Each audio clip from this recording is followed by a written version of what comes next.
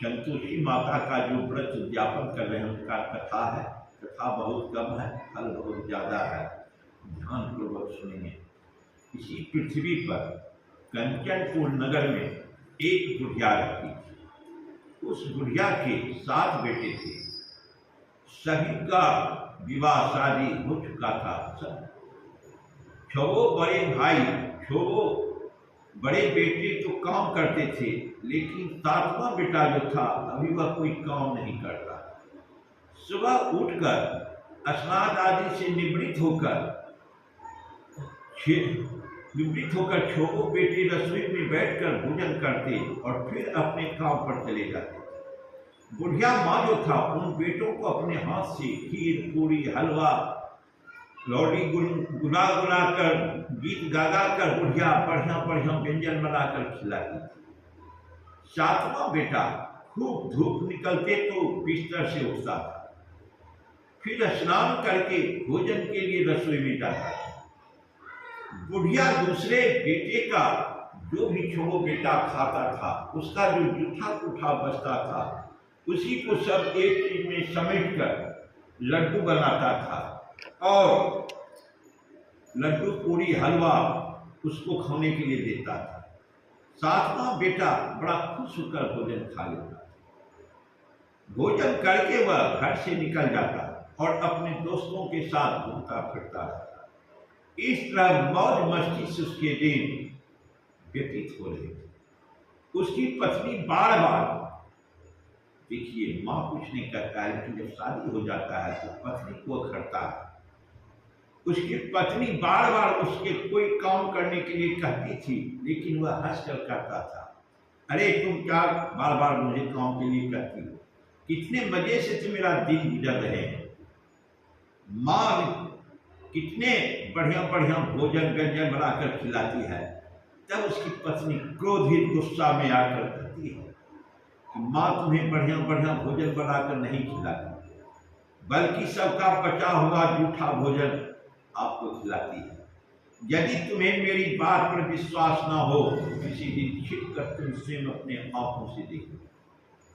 अपनी पत्नी की इस तरह की बात को सुनकर उसे यकीन नहीं आया, लेकिन एक दिन इस बात की सच्चाई जानने के लिए उसका बेटा मन ही मन निर्णय किया और वह सिर दर्द का बहाना बनाकर एक चादर ओढ़कर रसोई घर में ही सो गया। थोड़ी देर के बाद उसकी माँ ने अपने बेटे को खीर, पूरी, हलवा आदि बनाकर खिलाया। भोजन के बाद उन्हें लड्डू खाने को दिया। भोजन करके वह अपने काम पर चले। उसके जाने के बाद बुढ़िया ने उनकी थाली में बचे भोजन की एक थाली में रखा, भोजन को थाली में रखा और बचे हुए लड्डुओं के टुकड़ों को एकत्र करके दोबारा लड्डू बनाए। उसके बाद बुढ़िया ने 7वें बेटे को भोजन करने के लिए कहा। उसने सोते हुए चादर की नीचे से सब कुछ देख रहा था कि मेरी माँ मेरे लिए क्या कर रही है। वह उठकर बोला, माँ मुझे भूख अभी नहीं लगा, मैं प्रदेश जा रहा हूँ। बुढ़िया ने कहा, कल जाता हो तो आज ही चला जा। बुढ़िया की कठोर वचन को सुनकर पत्नी, उसकी देखिए उसका पत्नी नहीं काम करती है, उसका पत्नी को भी घर में बड़ा दुर्गत है।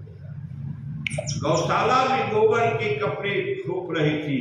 उसने जाकर अपनी पत्नी से कहा, हे प्रिय, हम जावे प्रदेश को, आवेंगे कुछ काल, तुम रहियो संतोष से धर्म अपना पाल। अपने पति के वचन सुनकर गंभीर स्वर में पत्नी कहती है अपने पति से कि 2 निशानी आपनी देख धरू मैं ढेर, सुधीमती हमारी विसारियो रखियो मन गंभीर। अपनी पत्नी के वचन सुनकर वह बोला, मेरे पास निशानी के लिए बस एक अंगूठी है, इसे अपने पास रख लो, लेकिन अब तुम भी अपनी कोई निशानी मुझे दे दो, ताकि प्रदेश में उस निशानी को देखकर मैं तुझे याद कर सकूं। अपनी पति की बात सुनकर वह बोली कि हे नाथ, मेरे पास निशानी के लिए कुछ भी नहीं है। फिर कुछ सोच समझ कर वो गोबर के हाथ उसके पीठ पर लगा दिया, मेरे पास यही है। सातवां बेटा अपनी पत्नी की उस निशानी को लेकर परदेश के लिए चला गया। कहा गया है पुरुष का भाग कब उदय होगा इसका कोई नहीं जानता है।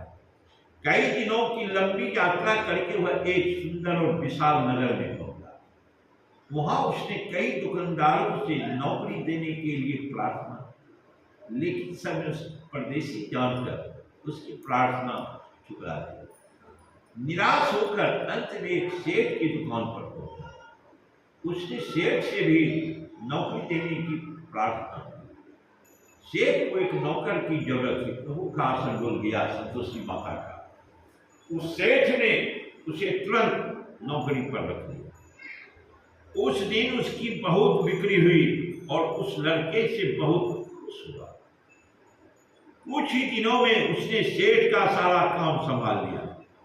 उसके व्यवहार से आने वाले ग्राहक बहुत प्रसन्न थे। सेठ का व्यवसाय तेजी से चलने लगा। उसने उसकी मेहनत और ईमानदारी देखकर उसे अपना हिस्सेदार बना दिया। कुछ ही महीनों में उस लड़के ने बहुत सा धन कमा लिया। संयोगवश कुछ समय बाद सेठ को उस नगर को छोड़कर दूर किसी नगर में जाना पड़ा। अतः सेठ अपना हिस्सा लेकर दुकान उस लड़के को देकर चला गया। अब सारे व्यवसाय का मालिक बन गया। उधर बुढ़िया ने उस लड़के की पत्नी को घर में बहुत दुख देना शुरू कर दिया। वह हर समय बहू की जली कटी बातें सुनाती रहती थी। वह बेचारी हर समय काम पर लगी रहती थी, लेकिन फिर भी उसकी जेठानियां उससे कुछ न कुछ बुरा भला करती रहती। सुबह होते ही बुढ़िया उस लड़के की पत्नी को जंगल में लकड़ियों लेने के लिए भेज देती। उसे आटे से निकले चोकर की रोटियां खाने को देती थी और नारियल की कटोरी में पानी। वह बेचारी चौकर की रोटी खाकर भी किसी तरह अपना ससुराल में जीवन यापन करती। बस इसे अपने भाग्य को लेकर चुप रह जाती थी कि मेरे भाग्य में अभी यही लिखा। एक दिन वह जंगल से लकड़ी काट कर लौट रही थी। उस रास्ते में संतोषी माता का मंदिर था। उस मंदिर के पास लकड़ियों का गट्ठर जमीन पर रख कर कुत्ते वहां आराम कर स्थान बनाया। मंदिर में उसने बहुत सी स्त्रियां को पूजा करते देखे। उसने पूछा, आप सब किसकी पूजा करते हैं? यह पूजा करने से क्या पुण्य मिलता है? तब उसमें से एक स्त्री ने कहा कि हम सब संतोषी माता का व्रत करके उनकी पूजा अर्चना करें।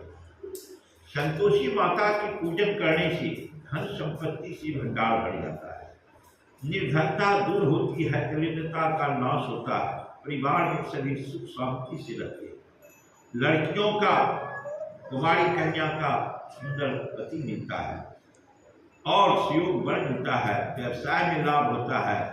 जिनको भगवान कहते हैं संतान नहीं देता है, संतोषी माता उनको वंश की प्राप्ति देती है, वंश का खान करते हैं।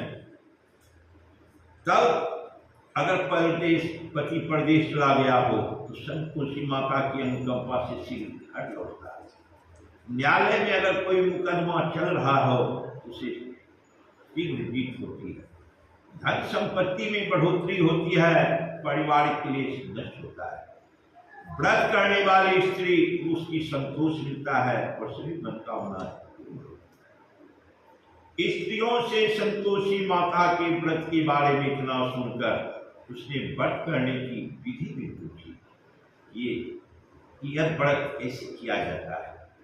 तब एक बूढ़ी स्त्री ने उसे बताया कि संतोषी माता के करने से, व्रत करने से प्रसाद अंतरिक्ष चना बोल लगेगा।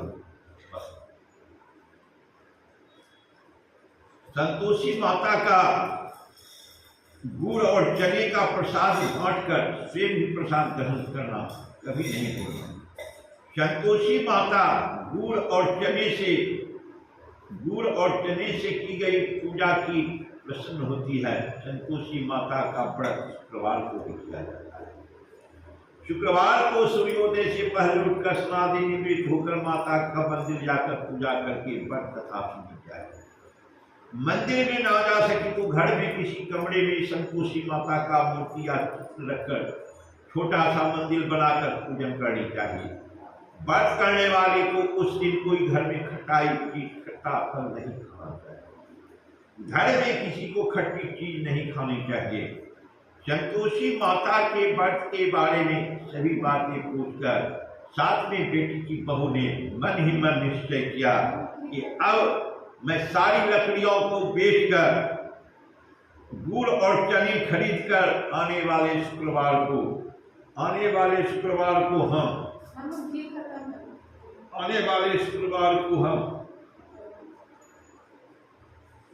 माता जी के पूजा अवश्य करेंगे। उसी दिन लकड़ियों बेचकर जंगल में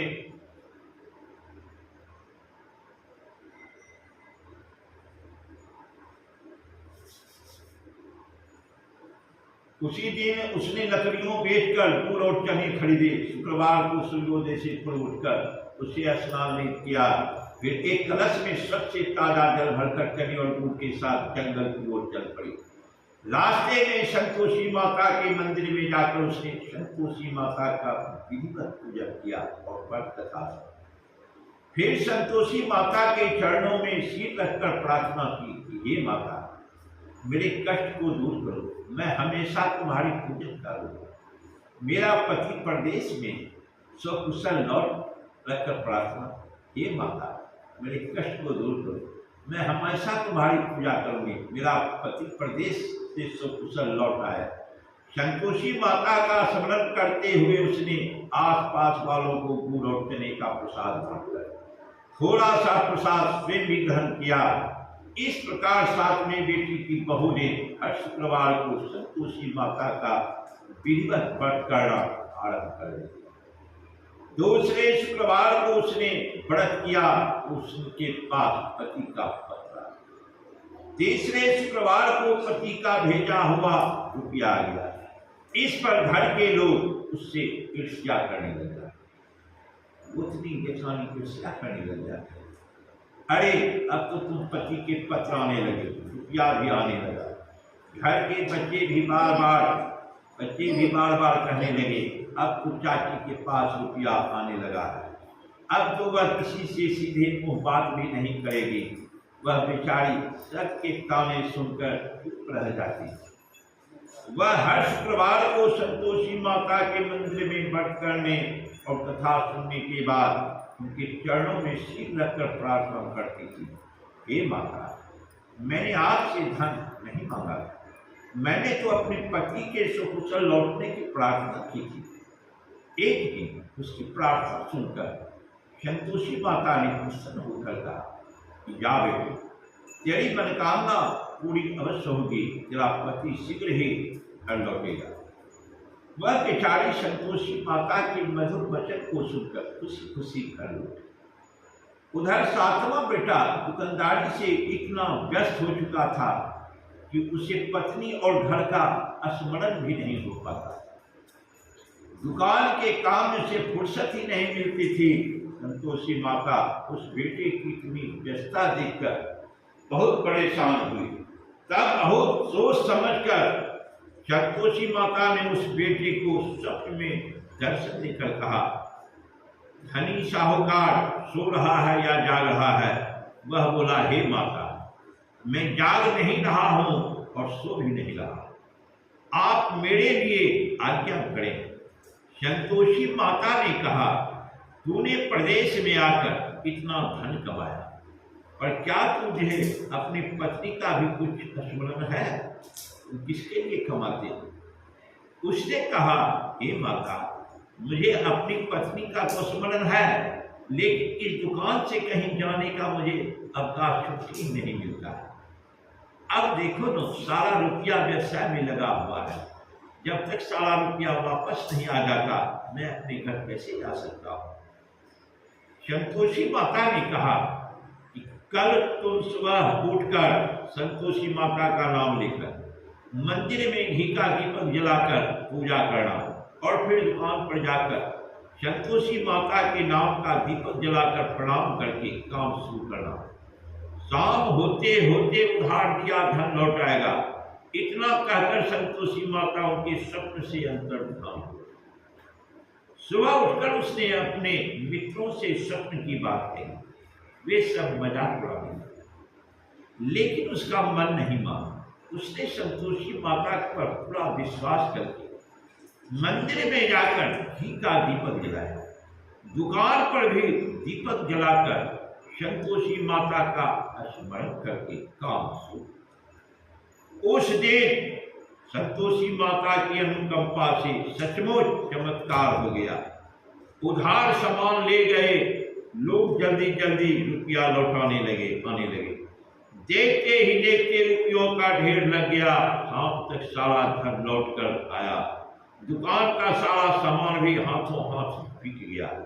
तब संतोषी माता को नमस्कार प्रणाम करके वह अपने घर लौटने की तैयारी। उधर सातवें बेटी की पत्नी प्रतिदिन की तरह जंगल में लकड़ियां काटकर घर की ओर लौट रही थी। लकड़ियों का बोझ अधिक होने के कारण उसने मंदिर के पास गट्ठर उतारकर मंदिर के चबूतरे पर बैठकर थोड़ा सा विश्राम किया। तभी उसे दूर से धूल उड़ती दिखाई दी। उसने संतोषी माता से पूछा, ये माता, आज यह धूल कैसी उड़ रही है? माँ ने प्रसन्न होते हुए कहा, आज तुझे तेरी पूजा का फल मिलेगा। तेरा पति परदेश से लौट रहा है, यह धूल उसी के लौटने से उड़ रही है। अब तो इन लकड़ियों को 3 हिस्से कर, एक हिस्सा नदी किनारा रख, दूसरा हिस्सा मेरे मंदिर पर रख और तीसरे हिस्से का सिर पर रखकर घर ले जा। तेरा पति लकड़ियां देखकर रुकेगा, लकड़ियां जलाकर भोजन बनाकर खाएगा, तब फिर घर जाएगा। तू घर पहुंचकर लकड़ियों का गट्ठर आंगन में डालकर कहना, सासू जी लकड़ियों का गट्ठर ले आई, चोकर की रोटियां और नारियल की कटोरी में पानी दे दो। फिर पूछना, आज घर में कौन मेहमान आया? संतोषी माता की बातें सुनकर वह खुश होती हुई घर की ओर चल पड़ी। कुछ देर के बाद उसका पति वहां पहुंचा और लकड़ियों को ढेर देखकर, सूखा देखकर मन में लोभ हुआ, जहां पर भोजन बनाकर खाए, फिर कुछ देर विश्राम कर तब घर को जाए। उधर बहू ने लकड़ियों का गट्ठर जमीन पर डालते हुए जोर से आवाज लगाई, सासू जी लकड़ियां ले लो, चोकर की रोटियां दे दो, नारियल की कटोरी में पानी दे दो, आज घर में कौन मेहमान आया? यह सुनकर उसकी बुढ़िया सास बोली, बहू ऐसा क्यों करती हो? तेरा पति ही परदेश से आया है। नहा धोकर मीठी खीर खा, नए कपड़े पहनकर पति के पास बैठ। उसके पति ने कमरे की खिड़की में सब कुछ देखा, सुना। उसने कमरे से बाहर आकर भिखारी की तरह खड़ी अपने पत्नी को देखकर कहा, माँ यह औरत कौन है? माँ ने कहा, बेटे यह तेरी बहू है। जब से तू प्रदेश गया है तब से इसने ऐसा हाल बना रखा है। सारा दिन गांव में ऐसे ही जानवरों की तरह भूखी फिरती है, घर का कोई काम नहीं करती और नारियल की कटोरी में पानी मांग रही। सातवां बेटा गंभीर होकर बोला, माँ मैंने इसकी सारी बातें स्वयं अपने कानों से सुनी है। मुझे बराबर वाले दूसरे घर की ताली दे दो, चाबी दो, मैं उसी घर में रहूंगा। बुढ़िया माँ ने उस बेटे को दूसरे घर की चाबी दे दी। वह अपने पत्नी के साथ उस घर में आनंद से रहने लगा। उसके पास धन की कोई कमी न थी। उसने घर को महान महल जैसा सुंदर बना दिया। अगले शुक्रवार को उसकी पत्नी ने कहा, हे प्राणा, हे पतिदेव, मैं संतोषी माता का व्रत करती हूँ। संतोषी माता की अनुकंपा से ही मेरे सब कुछ पूरे हुए हैं। अब मैं व्रत का उद्यापन करना चाहती हूँ। पति ने कहा, अवश्य उद्यापन करो, मैं उद्यापन के लिए सब सामान एकत्र करता हूँ। बहू ने अपनी जेठानिया के लड़कों को भोजन के लिए बुलाया। सभी जेठानियां उसके धन संपत्ति और वैभव की ईर्ष्या करने लगी थी। जेठानियां ने अपने बच्चों को सिखा दिया कि तुम भोजन के समय खट्टी चीजें मांगना। वे नहीं चाहती थी उसका उद्यापन पूरा हो। संतोषी माता की पूजा के बाद जब बच्चों को भोजन के लिए कहा गया तो सब खटाई मांगने लगे। बहू ने कहा खटाई किसी को नहीं मिलेगी। तब सभी बच्चे उससे पैसे मांगने लगे। बहू उनकी पूरी तरह भावना के बारे में कुछ जानती नहीं थी। उसने बच्चे को पैसे दे दिए। बच्चे दौड़ते हुए बाजार में गए और इमली लेकर खाने लगे। बच्चे को पैसे देने और उनकी इमली खाने से संतोषी माता क्रोधित हुई। उनके प्रकोप से उसी समय राजा के सैनिक साथ में बेटे को दुकान पर पहुंचे और उसे पकड़ कर ले गए। भोली बहू रोने लगी, जेठानियां ताने देने लगी। अरे बेईमान से कमा कर धन लाया था, इसीलिए राजा के सैनिक पकड़ कर ले गए। अब बंदी गृह में जेल जाएगा, साथ ही राजा से धन छीन लेगा। साथ में बेटी की बहू रोती हुई संतोषी माता के मंदिर में गई और उनके चरणों में सिर रखकर प्रार्थना करने लगी। हे संतोषी माता, मुझसे कौन सी भूल हुई है? आपने किस अपराध की इतनी बड़ी सजा दी है? संतोषी माता ने तुरंत प्रकट होकर कहा, बेटी, तुमने विज्ञापन को बच्चे को पैसे देकर बहुत बड़ी भूल की। उन पैसों से बच्चे को खटाई खाकर तेरे व्रत को नष्ट किया। बहू रोते रोते बोली, माँ मुझे क्षमा करो, अब मैं बच्चे की बातों में नहीं आऊंगा। अब ऐसा भूल नहीं करूंगी। तब कहा कि अब तो दोबारा उद्यापन करूंगी जब कोई भूल नहीं करेगी। अब कोई भूल नहीं करेगी। संतोषी माता ने कहा, जब तू दोबारा विधि व्रत उद्यापन करेगी तो तेरी मनोकामना अवश्य पूरी। मंदिर से घर लौटते हुए रास्ते में उसका पति वापस आता हुआ मिल गया। बहू ने पूछा, राजा के सैनिक आपको क्या पकड़ कर ले गए थे? हंसते हुए बोला, मैंने इतना धन जो कमाया था उसका टैक्स नहीं दिया था, इसलिए राजा ने मुझे बुलाया था। अगले शुक्रवार को उद्यापन के लिए बहू ने लड़कों को भोजन के लिए बुलाया। उधर जेठानियों ने पुनः लड़कों को भोजन में खटाई मांगने के लिए सिखाया। संतोषी माता की पूजन के बाद गुड़ और चने का प्रसाद बांटकर बहू ने स्वयं भी प्रसाद को ग्रहण किया। बच्चों को जब भोजन के लिए बैठाया और खीर पूरी हलवा खाने के लिए कहा गया, वे बोले, हमें खीर हलवा अच्छा नहीं मिल सकता, हमें तो कुछ खट्टी चीज खाने को दे। बहू ने कहा, किसी को खट्टी चीज खाने की नहीं मिलेगी और मैं तुम्हें पैसे भी नहीं। खीर पूरी हलवा खाना है तो खाओ। बच्चे नहीं माने तो उसने उन बच्चों को भगाकर ब्राह्मणों को बच्चे को बुलाकर भोजन कराया। दक्षिणा में उन बच्चों को मीठे फल खाने को दिए। उसके अध्यापन से संतोषी माता प्रसन्न हुई। उनकी अनुकंपा से बहुत शीघ्र ही गर्भवती हुई। 10वें महीने में उसको एक सुंदर माता की कृपा से बहू प्रतिदिन उस बेटी को लेकर संतोषी माता के मंदिर में जाने लगी। कुछ दिनों के बाद संतोषी माता ने सोचा, मैंने इस जीवन के सभी सुख दिए, अब इसकी परीक्षा देखती हूँ। यह सोचकर संतोषी माता ने एक कुटिया का भयानक रूप बना लिया। खाक घोष मक्खी भिनभिना रही थी, लेट टपकती थी, विचित्र हालत में। बुढ़िया के सारे शरीर पर मक्खियां भिनभिना रही थी। उसे देख सभी मुंह सिकोड़ने लगे थे। बुढ़िया ने जाकर दरवाजा खटखटाया तो बहू की सास ने दरवाजा खोला और उसे देखते ही जोर से चिल्लाई, अरे लड़कों, इस गंदी बुढ़िया को भगाओ, ये कोई चुड़ैल नजर आने है, इसे भगाओ, नहीं तो यह किसी को खा जाएगी। लड़के उठकर भागे और उन्होंने अपने घर के दरवाजे और खिड़कियां बंद कर दी। छोटी बहू बराबर वाले घर की खिड़की से उस बुढ़िया को देख रही। उसने जल्दी से दरवाजा खोला और बुढ़िया के पांव छूकर अपने घर में ले गई। बच्चे को हटा दिया, दूध पिला रही थी। सास ने उसे रोका तो बहू बोली, आज तो बहुत खुशी की दिन है, मेरी संतोषी माता मेरे घर आई है। छोटी बहू का बेटा दूध पीने के लिए रो रहा था, बहू ने उसे दूध भी नहीं पिलाया और संतोषी माता की सेवा में व्यस्त हो गई।